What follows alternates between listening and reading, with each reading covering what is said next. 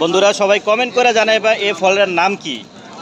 খুবই সুস্বাদু ফলটা, কিন্তু ফলটা খাইতে তালের বীজের মতন লাগে।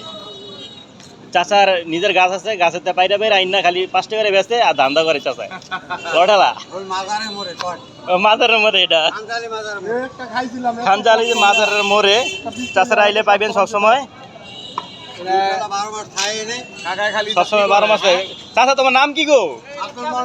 ও আব্দুল মান্নান, সেই সেই ওকে না ইয়াটা দোস্ত ধরেন তো আমার ভিডিও করেন। হ্যালো হোয়াটসঅ্যাপ গাইস, চলে আইছে আমরা খানজালি মাজারের সামনে, চাচার দোকানের সামনে। এটা নাকি তালের শ্বাসের দোকান, তালের শ্বাস। এটা গোলপাতা, এমনি দিন না অমনি। এটা গোলপাতা মানে ওগলা পাতা আছে না, যে ওগলা পাতা আমরা হুই, এটা তালের শ্বাস।